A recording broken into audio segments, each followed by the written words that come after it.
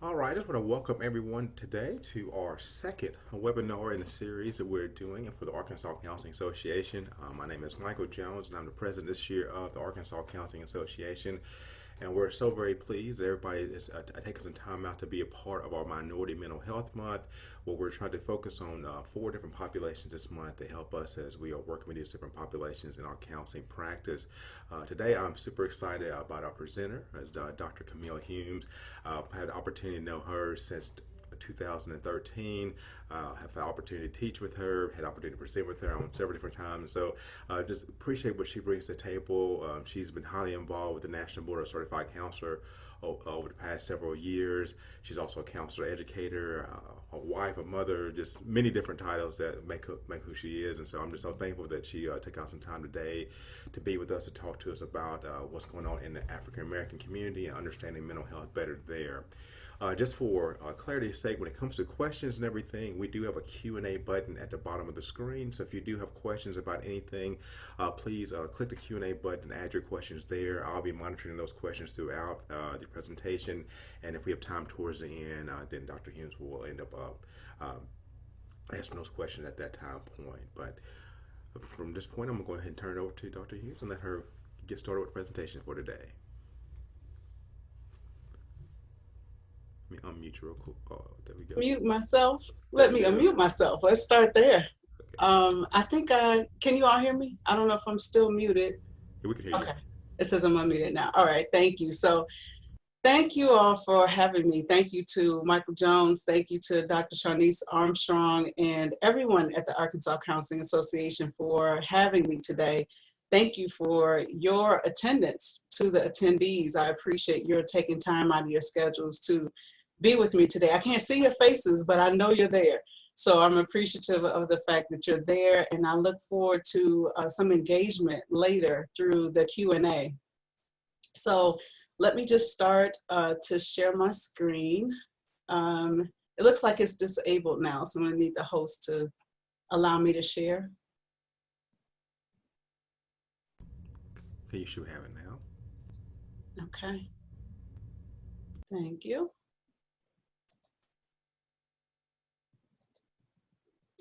Okay, so I'm going to spend some time talking with you about African American mental health. It's such a broad topic, one that we certainly can't explore thoroughly and completely within 45 minutes to an hour, but I'm going to do my best to highlight some main points and some things that I think are really important to the topic for everyone.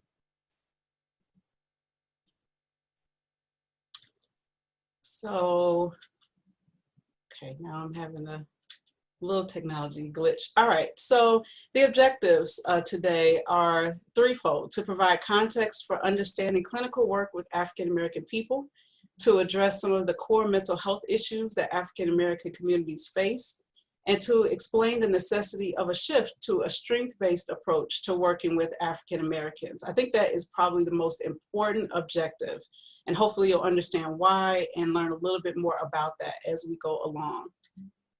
So I also have a few disclaimers. One goes back to how I started, that we won't cover everything. I won't be able to cover everything about African Americans and mental health. So it's important just that you know that fact. Also know that I might use African American and Black interchangeably, that I often do that with those terms. And so you may see one term in the PowerPoint, I may use another. Know that I'm referring to the same population. Also, that when I say African American, Black, we, us, it doesn't mean that I'm speaking for everyone in the race, because how could I do that? I couldn't speak on behalf of everyone. So I just want to make that clear, because undoubtedly there will be someone who will say, wait, that doesn't apply to me. Wait, I know someone who doesn't feel that way. I'm sure that that will be the case. So I just want to have those disclaimers.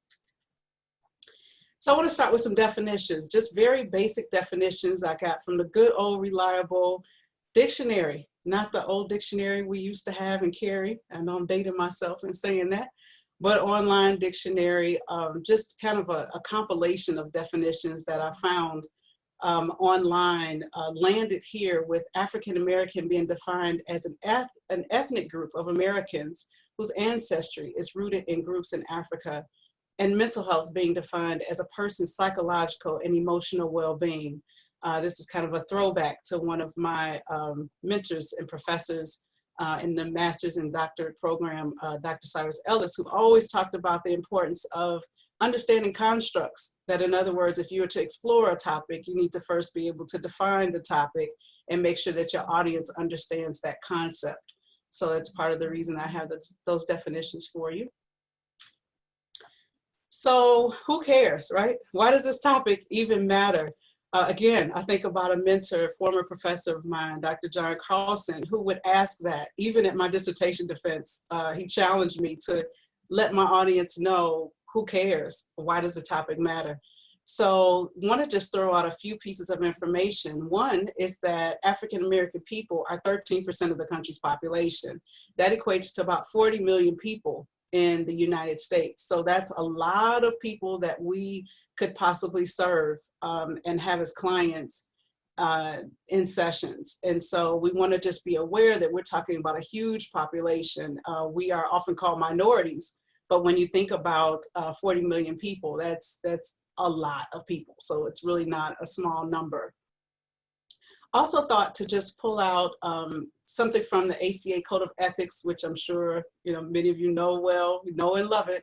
Multicultural competence is something that we are supposed to be aware of and strive to attain. We know that it's a learning process. It's a growth process. It's not that we are multiculturally competent with a period behind it, but it's important that we are aware of other cultures and the implications for treatment. So just want to remind us of that and to have us hold that in context as we move along.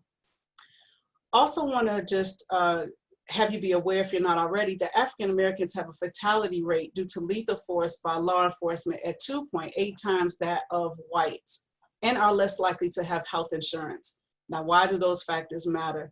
Well, in light of recent events, recent murders of Black men, women, and children at the hands of police officers, there's been a lot of conversation, a lot in the media about that fact. And the reality of it is we may have, some of you may have already had clients who are largely impacted by what's going on in our society, and also maybe are really struggling to take care of themselves because of disparities in healthcare, lack of health insurance, lack of access to even counseling services and social services. And we'll talk a little bit more about that later. Also, what I continue to find interesting is that a lot of the cultural systemic issues that are rooted in African American history are not taught in history class nor any other class in school. And that's across the masses. I'm not saying that there's not any instruction about it, but I remember when I was in school, I think about my children growing up, learning about Martin Luther King, learning about Rosa Parks, learning that Malcolm X was radical and maybe we shouldn't behave that way. I mean, it was definitely a lean towards certain people in our history, certain experiences in our history, but certainly not that we are a strong, resilient people, which again, we will talk about later. So I find it just to be problematic and something worth noting that a lot of the information that would help us be informed counselors when working with the African American population, we're not often taught. So we know as counselors, it's incumbent upon us to know what we don't know and seek out further education. So I'm not going to go through all of these, but what I do want to highlight is just that there is a history of distrust among African Americans of the healthcare system in general. So not just in regards to mental health, but healthcare systems across the board. So some of you may know about the Tuskegee experiment. It's a time in history in which men in Tuskegee were given syphilis. They were told that they were given medication to help with the onset of disease, but yet were given syphilis, in order to be used as experiments, basically, to find out what the effects of that would be. And that's something that you can research, not something that, again, we'll go into detail about. HeLa cells are immortal cells that were extracted from Henrietta Lacks back in the 1950s, unbeknownst to her.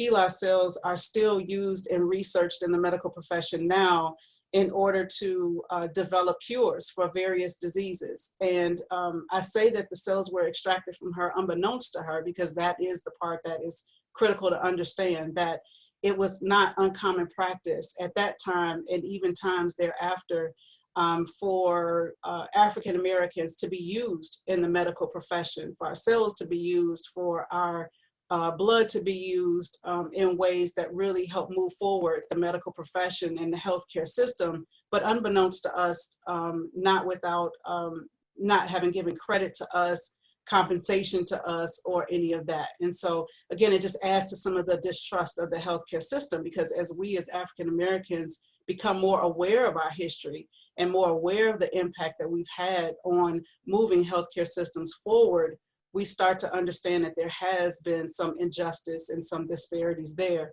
So again, it just adds to some of the distrust that some of us carry.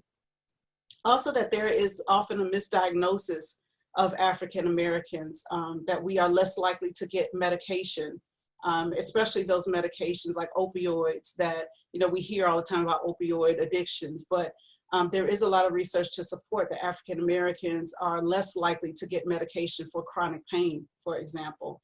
And so there's definitely some disparities there.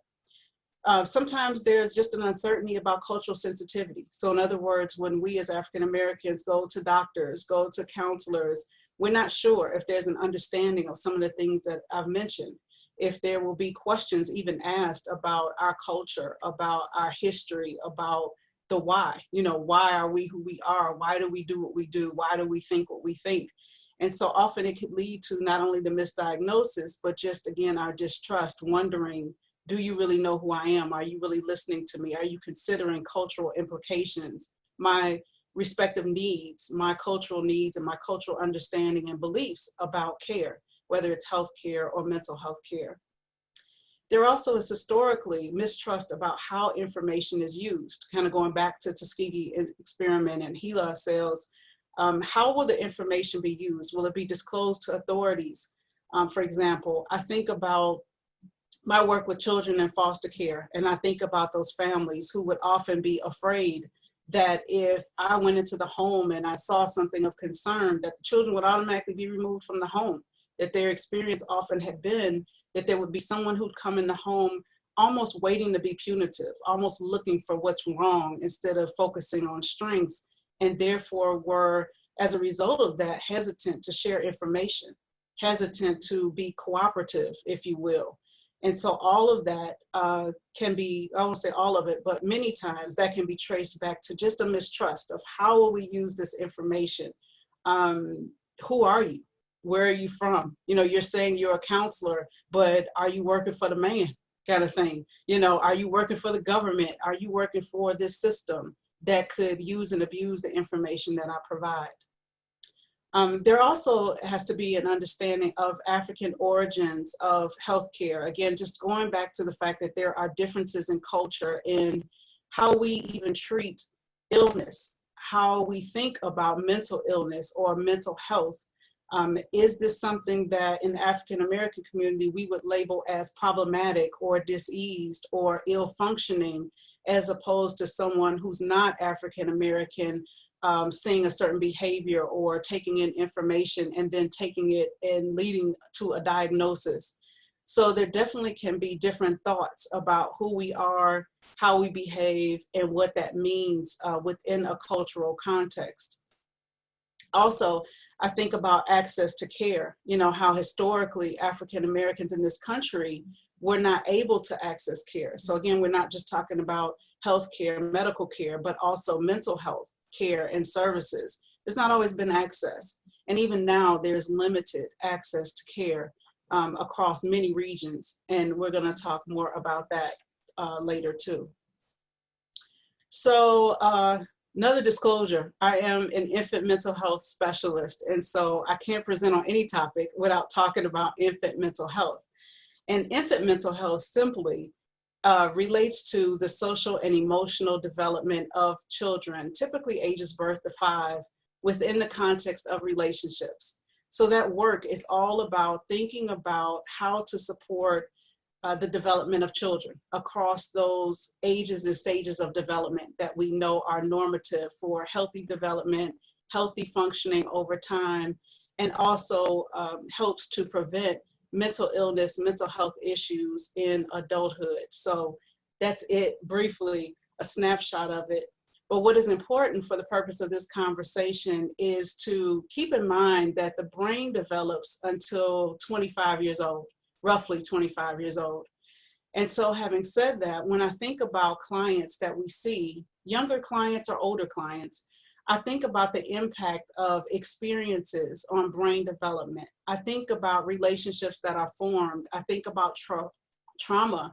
I think about all the things that can be part of a person's experience that could enhance their development, promote development, or could adversely affect development. And it's important to realize that and understand that, especially from a trauma perspective.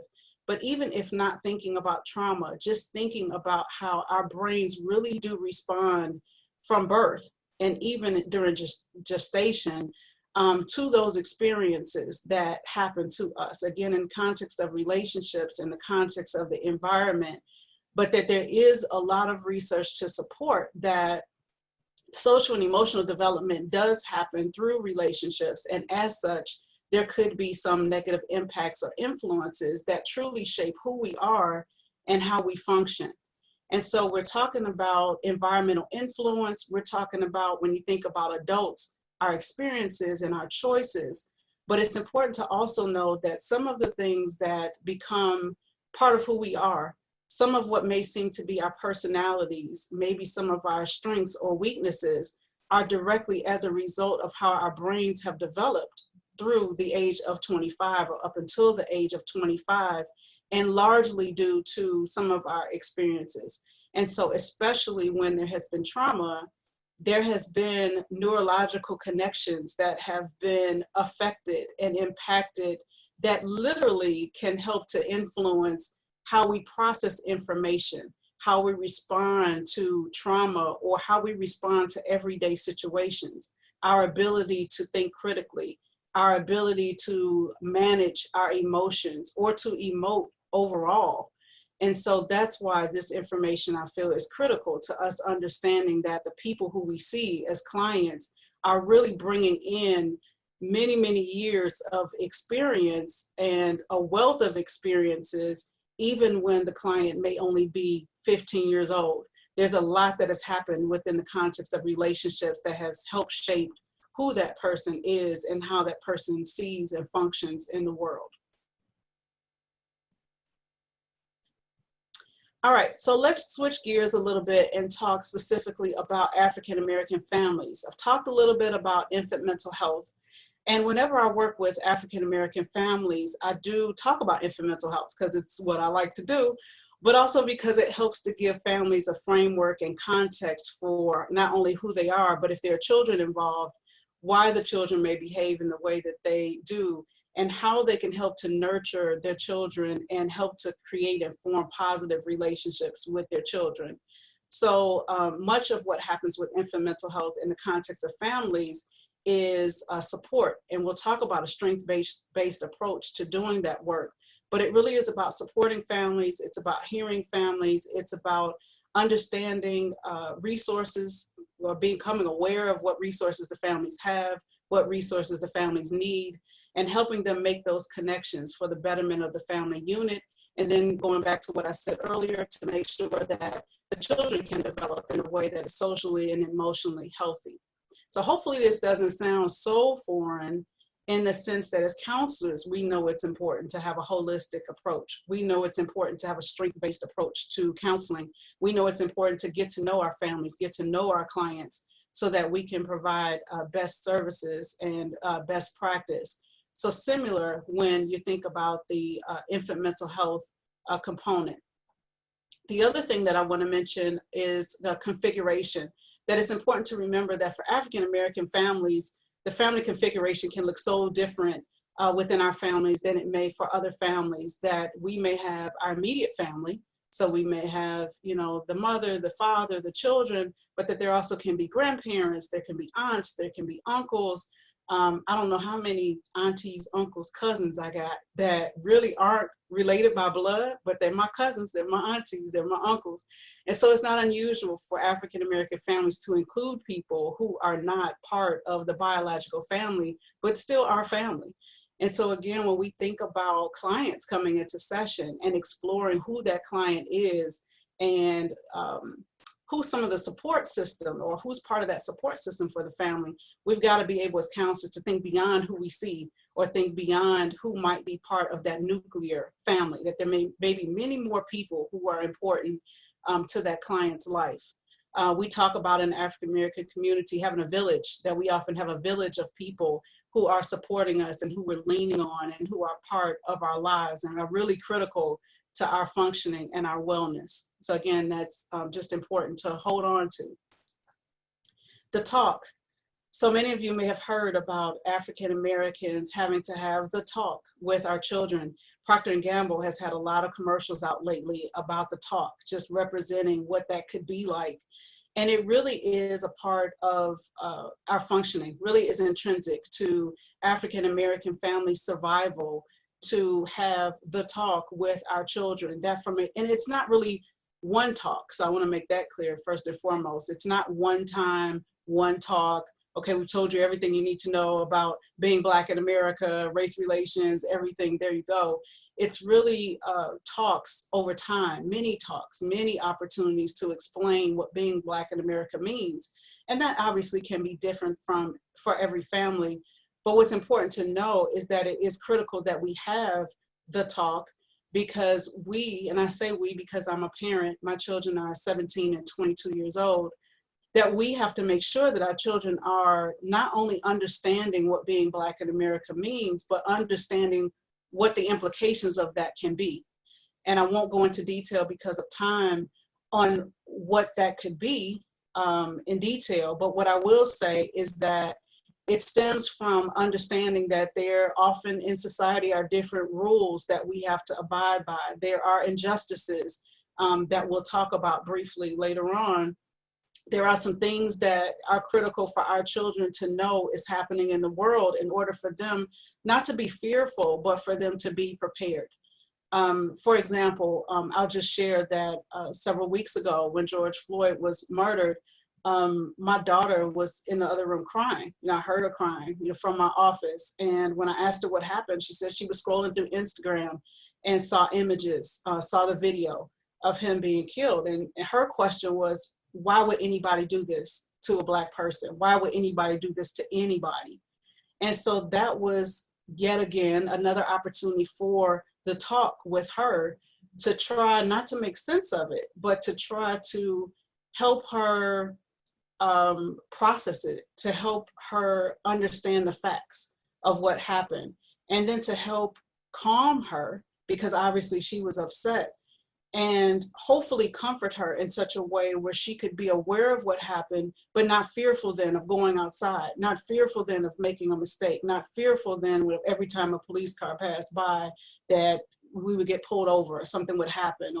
And so these talks become, again, important for us in the African American community, because our children have questions. Our children, we would do a disservice to if we don't explain to them what's happening in our world and how it directly and indirectly affects them. I think also about many, many times that I've had talks with my family members, my parents, my grandparents, about their experiences. And we're going to talk about generational trauma a little bit later. I feel like I said we're going to talk about a lot of stuff later, and that's because we will. There's a lot to share. So I'm going to manage my time well so that we can get through all of it.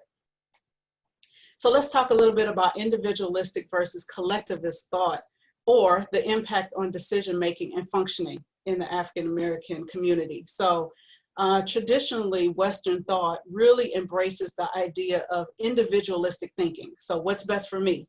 What are my individual goals?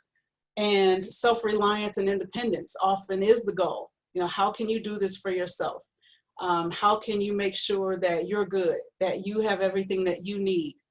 And so it really becomes incumbent upon us as counselors to understand that in the African American community, more of an Eastern way of thinking, it is more of a collectivist thought. So how will my decision impact us as a community, us as a family, us as a village? And that there is some duty, if you will, to the group. There's a responsibility then to make sure that the decisions that we make are not just about us. So it really is the antithesis of individual goals and individualist individualistic thinking. Also that we traditionally are self-sacrificing and interdependent. So again, it's not about us. It's not just about me, but I know that if I work a certain place, or if I don't work, or if I have children, or if I live in a certain state versus another state, it's going to inadvertently affect my entire village, my entire group, my immediate and extended family. And so then I have to give thought to that. I have to make sure that I'm clear about that. And even as an adult, and I say this as someone who's well into adulthood, get permission, if you will, from elders in the family, get wisdom from those elders in the family about those decisions. Because again, I know that it's not just about me. It's not about making sure that I'm okay, but it's about what's best for the unit, the group, the village. And so it's something to keep in mind when we're working with African Americans, because really intuitively, I think as counselors, probably because of our training, it's about that individual, if you will, in front of us.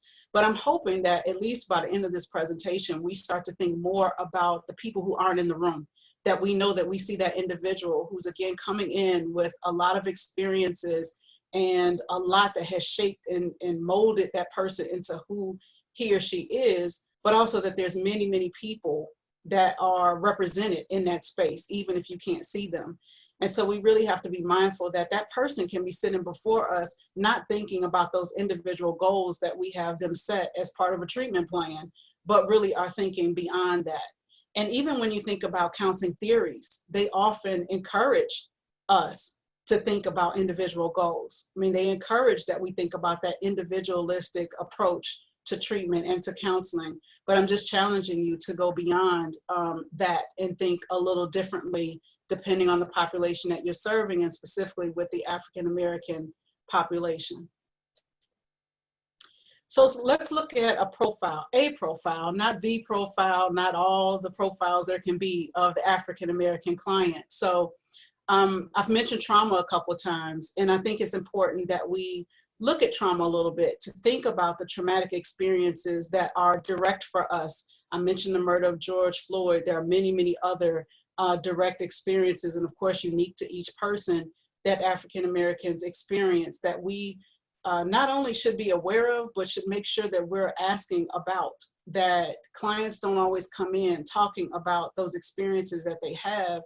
But I think that it's important for us to recognize that, again, as that person sits before us, that person is bringing in all of their experiences, including, unfortunately, those that have been traumatic.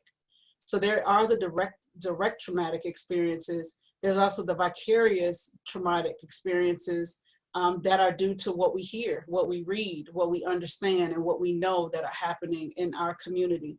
And I say our because, again, it goes back to more of a collectivist way of thinking about our community. So for example, when there is a loss, when there is a death, when there is a murder, even of an African American person, say it's a child, say it's a grown woman, I automatically think that could be me, that could be my sister, that could be my daughter, that could be my uncle, my aunt, etc. And so the vicarious trauma is real in that I automatically, as a collectivist thinker, am thinking, this is somebody who's in my community. One of us got killed today. And that's just really the framework for thinking about those things. And so it's important, again, as counselors, that we understand that that could be part of the framework that the African American client is sitting before us considering. Also, it's important to think about generational trauma, and that is the trauma that's passed on from one generation to the next, that if I go back to infant mental health, and I go back to those experiences that we carry, it also includes the stories that we're told. It also includes those experiences that are really in our DNA. And we use that term often loosely, many of us, as, oh, it's in my DNA. That's why I'm that way. But literally, trauma can be embedded in our DNA. And I talked a little bit about how it impacts brain formation.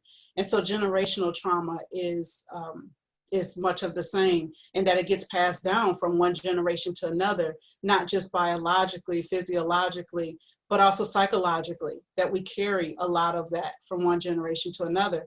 And I think about, I also just share a story about my father, who was really an activist. And I just really learned a couple weeks ago from my mother that he was arrested many, many times for protesting. He grew up in Alabama at a time when there was the separate but equal, and really was on the front line many times for protesting those inequalities, and had been arrested several times. I never knew that. All I knew, and I didn't learn this until I was an adult, about him, is that he had a false tooth. He told me once I was an adult that it was because his tooth got knocked out by a white person during a protest. I never knew that, but once I found out, it helped explain why when I was growing up watching Roots and watching anything about our culture and Black history, because I was just really someone who's interested in that, he would leave the room. He was not interested. And I didn't know why, again, until I was an adult. And he explained part of his involvement in movements back in the day. And so that has been with me. That is inevitably a part of me. Again, a part of my DNA, a part of who I am, and a part of my understanding about the world. Because one thing I can take from that is, despite his experiences, he was able to live and thrive and raise children and, you know, be a great husband and, you know, all of that. And so we're going to talk later about resilience, because again, that's important. Also want to touch on double consciousness, just the fact that W.E. Du Bois talked about in The Souls of Black Folk, the double consciousness that we often have as African Americans. There's this duality of, this is who I am, but this is who I have to be. So this is who I am in the comfort of my home, or among some who are like me, or when I'm among family, but this is who I need to be when I'm, say, in the workplace or around people who are not like me or don't understand me. And so there's often that duality that we face as African Americans of, when can I be myself? How much of myself can I show? How comfortable can I be, and in which situation and in which way, how, when, etc. And so there's always that you know, many of us carry in trying to determine that. So we really do often live in two worlds.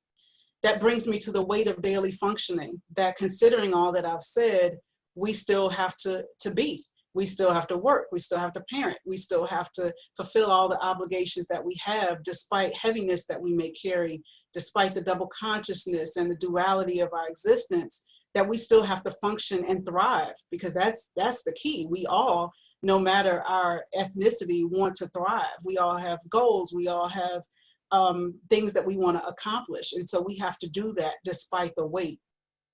So the question becomes then, what could counselors be missing when thinking about and working with the African American client? And I propose that that is resiliency, that we are a resilient people who, despite all of our experiences in this country, despite current circumstances, despite obstacles and challenges that are systemic and otherwise, we continue to be a resilient people. And so, again, we understand as counselors that it's important to have a strength-based perspective in working with people. It's important to have a holistic approach in working with people. But in doing that, we would be remiss if we did not have a strength-based approach that includes resiliency. So it's one thing to focus on those symptoms that a client presents. It's one thing to think about diagnostics. You know, what do these symptoms mean? What diagnosis could I give or record for this client? But it's another thing to focus on the resiliency of the client and to be able to use that and focus on that even to help the client move forward.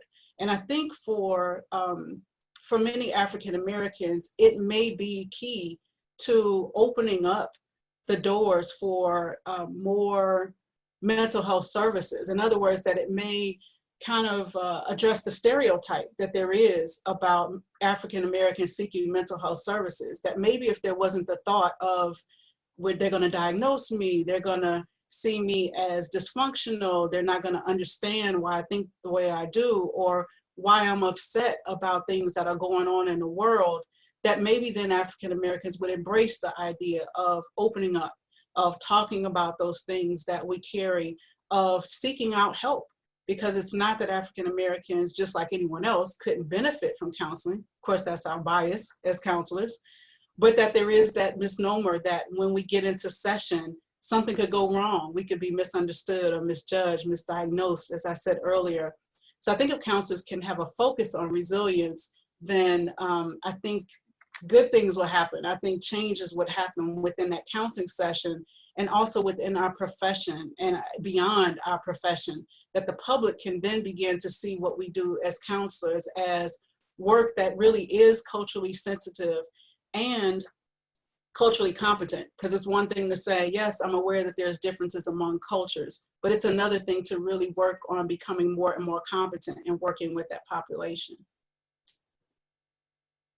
All right, so role of the counselor. You all are counselors, so it's not that I'm expecting you not to know this, but I just want to reiterate a couple things, and we are to be advocates. We are to do the work of advocacy per ACA Code of Ethics, per our understanding that often we are representing the voice of the voiceless. That, for example, I've been privileged to be in leadership positions where I've been able to say, you know, I think this would be a great policy to help increase access to resources for clients, specifically African-American clients. Or I think that there needs to be more inclusion in this way, in certain ways, to make sure that there's a diverse population represented. And so it's important that we know that we are advocates and keep that in mind.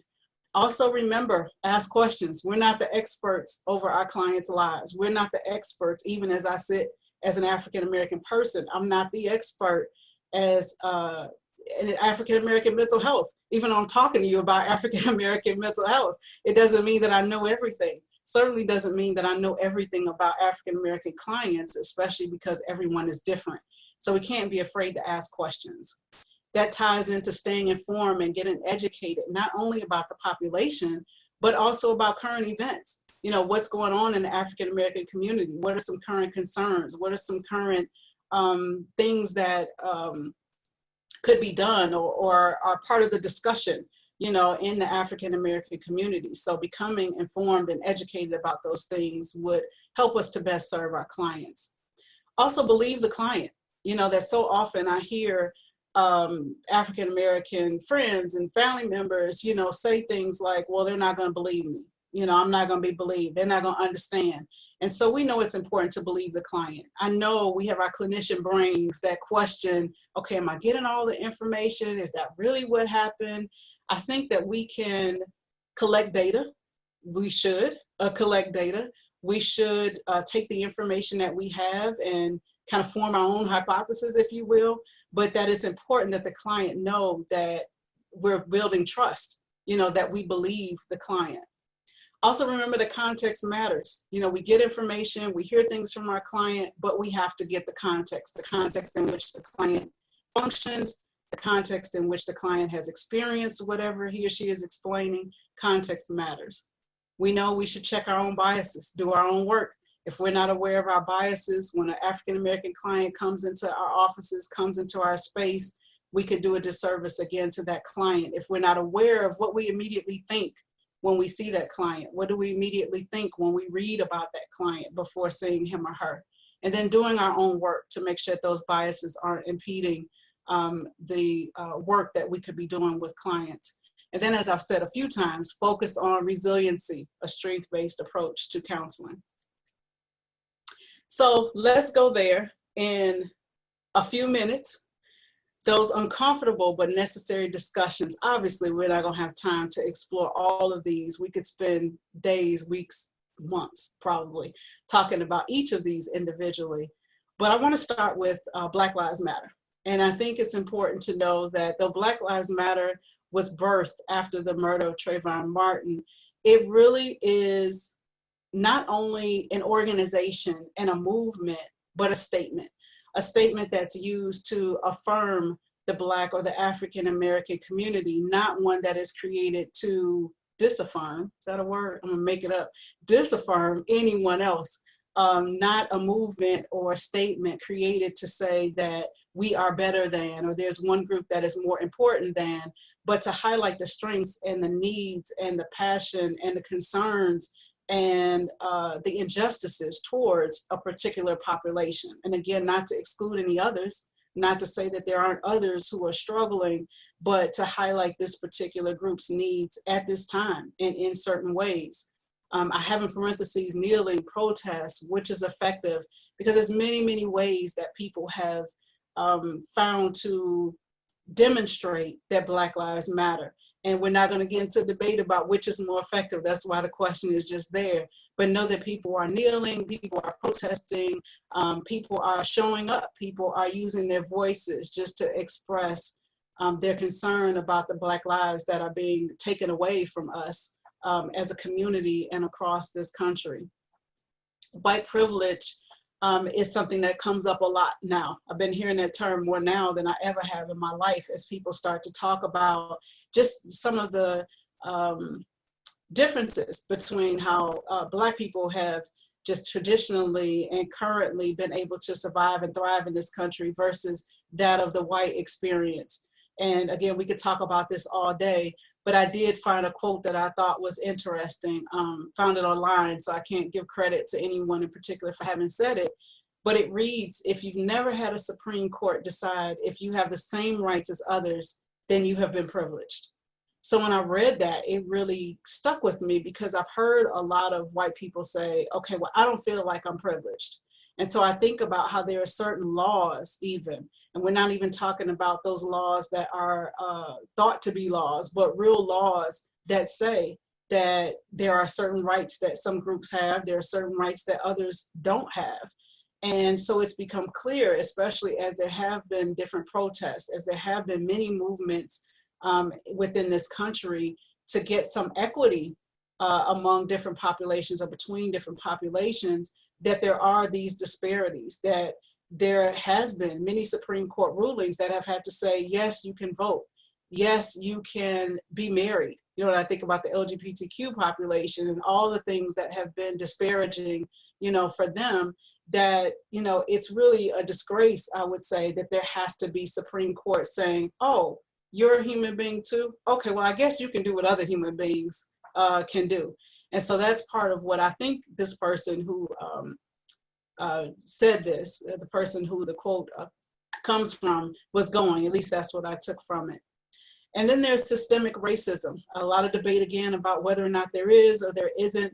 But this is an illustration that I've seen many, many times over the years. And I think it illustrates it pretty well, that there are some who would say, you know, everybody has a fair chance. Everybody has access. Everybody could do what I've done. You know, I've been able to succeed. I've been able to start a business. I've been able to go to college. And so it's one thing to say there's equality. Everyone in this illustration has the same stool. They're stepping on the same thing, equal height. But the people don't have an equal start. That there's not the equity there, that in order for them to still stand, they all still have the same access, the same privilege as then these three do, as they're able to look over and see the game. So equality and equity is something that we have to really be mindful of. It's one thing to say, hey, I've got an opportunity, you do too. It's another thing to make it equitable so that we all really truly have the opportunity to get to the same end. There is another illustration of it that I love. I don't know if y'all can read it, but this white person is asking the Black person, what's the matter? It's the same distance. So, you know, in other words, we're running the same race. We've got the same distance to go, but clearly his path has fewer obstacles. And I don't even know if these would be considered obstacles in his path, but you can see that there are many in the path of this Black woman. And so I think it illustrates well what happens often in our society and what we need to be mindful of with our clients, that our clients aren't often starting off on equal footing, that they're not often coming to us having been privileged, having had equal opportunities, having experienced equity in their lives. And that part of our work as counselors might be to help them get there, in letting them know about resources that are available, even in understanding and having the empathy that we're supposed to have as counselors to help them just navigate life, navigate their current situation, and have the empathy to help them understand that what they're experiencing is real. And then, as I said, help them access resources, being an advocate for them, helping them move through these many obstacles that maybe we can't remove, but maybe we can at least help them to understand, help them develop tools to be able to circumvent those. Even as I look at this picture, I think about how these obstacles are there and apparent, but maybe, just maybe, if I were her counselor, I could help her see that there's a little narrow path here, that maybe if she goes a little to the right, little to the left, goes off to the side, she could avoid some of those. And so I liken that to some of the tools maybe that we could help clients develop when they're coming in feeling like life isn't fair. I'm trying to do the best that I can. I want to win the race. I want to get to the end, but there's all these obstacles and challenges and experiences that I've always faced that are making it really difficult for me. So what can I do? Often people are asking, you know, what can I do? What should I do? I hear you, there are disparities. There's a lot that clients bring to the table. What can I do? And I have here in parentheses, or what do we tell our clients? And I guess I don't have, no, I have what we tell our clients. Okay. So what we tell our clients, and that's because we as counselors have the benefit of training. We have the benefit of experience. We have the benefit of understanding how to help people. And so when I think broadly about what we can do, I think about the things that we usually tell clients. We encourage them often to try something new. So we can do that for ourselves, you know, to try something new, to talk with an African-American person, to get involved in African-American events and activities and causes, and like you're attending this webinar, which is absolutely wonderful. So we can take opportunities to learn, to try something new, to learn something new. Also to be aware of our feelings. It goes back to what I said earlier about being aware of our feelings and our biases and things that we bring into the session. So be aware of what those are and make sure that we're addressing them, managing them, doing what we need to do to move forward and make sure that we are being culturally competent, and then not be afraid to be uncomfortable. Not be afraid to be uncomfortable, to have difficult conversations. And then finally, what would you do if, and I would say, what would you do if you were in the client's shoes? What would you do if the client's life was your life? What would you do if that client wasn't an African-American client, but said, I'm having these challenges, I'm having these difficulties? And then when I think about the what would you do if, I also think about some who say, there's a lot going on in the world, it's heavy for me too. I want to be an ally, I want to be an advocate, I want to help, but what would I do? What should I do? Then I would say, what would you do if it were your family in a traumatic situation? What would you do if it was your brother, your sister that had been murdered? What would you do if you were the brother of a victim of police violence and you were having to advocate, step up, stand out? You know, what would you do then? And that's what then I would encourage you to think about as you're thinking about how to help clients. So I have a recommended reading list. The list has some old, some new. Souls of Black Folk, I mentioned earlier, by W.E.B. Du Bois. Invisible Man by Ralph Ellison is one of my favorites.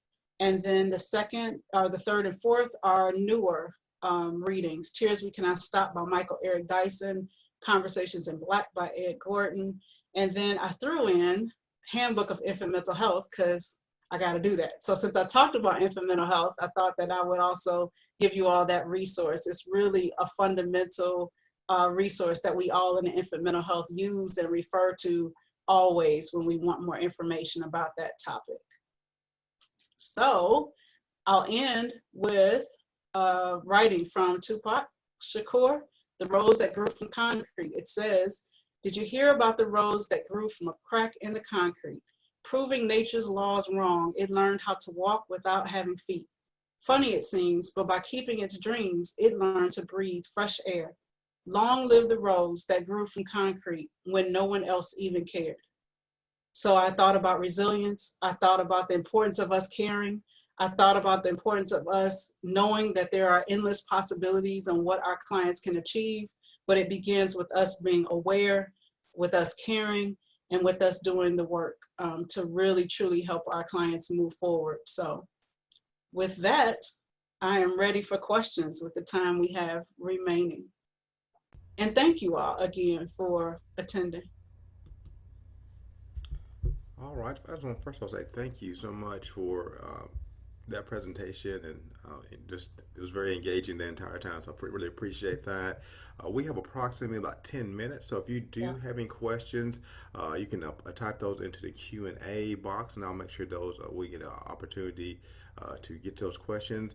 I do want to remind everybody after this webinar is over with to make sure you complete the post survey at the end, and that will allow you to be able to get the continuing education credits for this. And so, really appreciate that. But just want to make sure any questions anybody may have. Let me open this up real quick.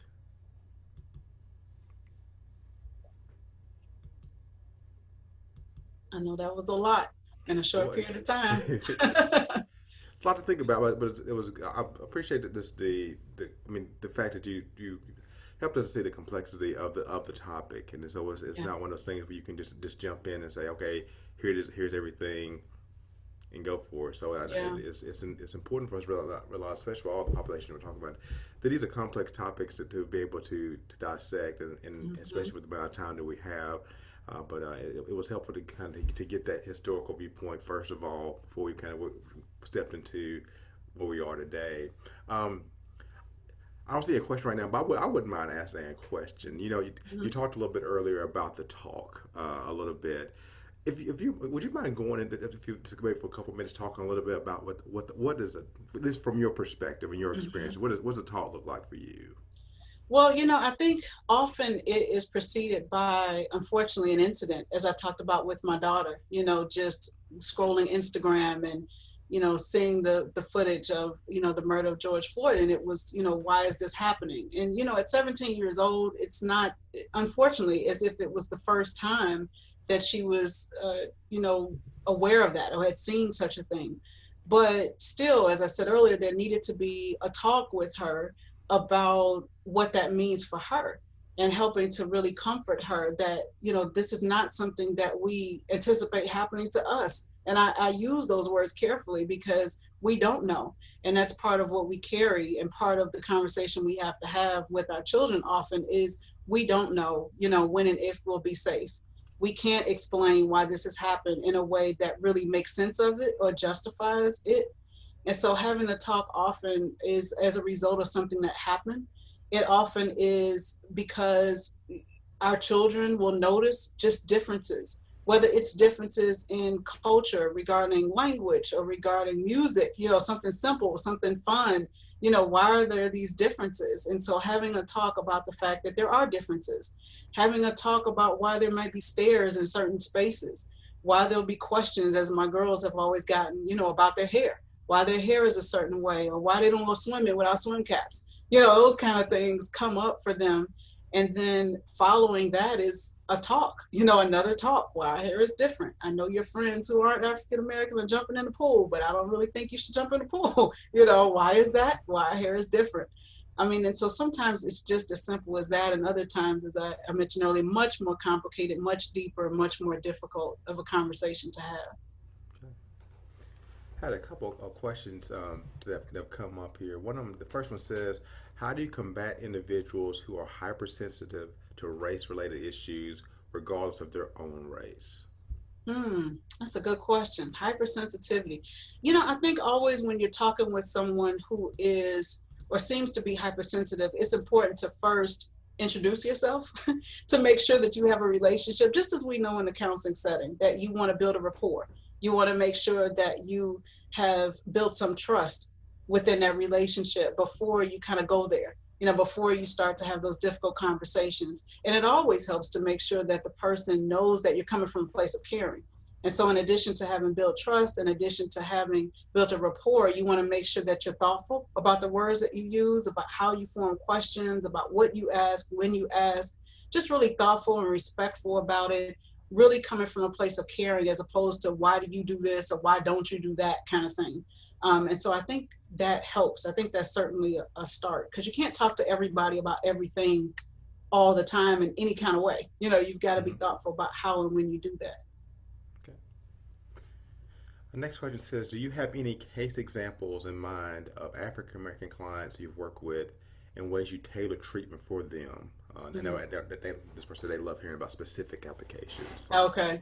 Yeah, I think about a young man who I saw, and he was under the age of 25. I can't remember exactly how old he was, but he was an adult. And he was trying to figure out where he should work. And so, in thinking about whether or not he should take a particular job, I had to really start to expand the conversation to what are your considerations, knowing that it wasn't just about salary or wasn't about what he wanted. Do you like the job? Is this a job you really wanted? Is this your goal? But it was, what implications could this have? You're a young man, you're living at home. What would your family think about this job? Mm. How would that impact your family, rather? Because we know not to have people speak for other people, but how would this impact your family? What kind of things are you really considering? That it's bigger than you, and I understand that it goes beyond you because you're in that household. And so I was glad that I was able to do that, because it turned out that his family, his parents, would be relying upon his income. And so he really had to think about that before deciding whether or not to take the job. So that's something I could have missed had I had a more individualistic perspective of who he is and what his goals might be. Gotcha. And we have two questions. Hopefully, we'll have time for both of them. I know I'm at least get to this first one. Hopefully, we get to the second one. It says, "How do you respond when you're an African American raised in a majority white communities and you're referred to as Oreo or not like other black people?" How do you respond? Uh, I would say don't. That's what I would say. Don't. I mean, there's always going to be ignorance. There's always going to be people who don't understand. I mean, it seems like the opposite of the scenario we were talking about earlier, where maybe someone is a little resistant but wanting to know more or open to conversation. That if someone is name calling, if someone is belittling you, if someone is not supportive of you or wanting to get to know you as an individual, that would be someone that I just personally wouldn't take time to engage. It's just not worth my time. Now, if that person wanted to come to me to have a better understanding of who I am, then that would be different. But if the person just already feels that he or she knows who I am and has judgments accordingly, then that's not a problem I'm trying to solve. That's just my personal opinion. All right. And the last one, we'll wrap up after this one. It says, "Excellent presentation. As a counselor of color, I identify with so many aspects presented." It says, "How do I, as a counselor, be careful not to overemphasize with my clients of color to maintain boundaries?" I think that it's important to do just what you said, make sure that those boundaries are there. We know as counselors that we can self-disclose, just as I did earlier, but make sure that it's for the benefit of the client. While we're engaged, while we're connected, while we're building that rapport and therapeutic alliance, we want to make sure that we're not becoming friends with our clients, which, I've had personal experience in moments where it's been easy. I could just see how I could slip right into, like, man, we really could hang, have a good time. But that's just not what our role is. So I think setting boundaries, just as you said, is what's important, and making sure that the client, first and foremost, is aware of what those boundaries are. And that's something that we know that we do at the outset of counseling. We explain our role, we explain what will happen, and what our point and purpose is of supporting the client. So it's probably a whole lot more I could say about that, but I hope that helps. Gotcha. Well, I know we have one more question, but I know that I was going to be mindful of everybody's time and everything. But I just want to say thank you so much for coming on and being with us today and sharing your knowledge with us. I'm hoping we can get you back to talk about this some more at another time period. But thank you so much for just helping us to get just a little snapshot into being better able to understand but what the African American community looks like from a mental health perspective, especially with the trauma, as you talked about that. I think that was just very helpful Yeah. for us to be able to get that understanding. And so, just a reminder for everybody, once again, if you want credit for today, please don't forget to finish the survey at the end. And just want to thank everybody for coming. And hopefully, you'll be with us next week as we'll be looking at the Latinx concerns. So, hope you'll be back for that next week. So, thank Thank you, everybody so much for everyone. coming. Thanks for attending. Thanks for having me.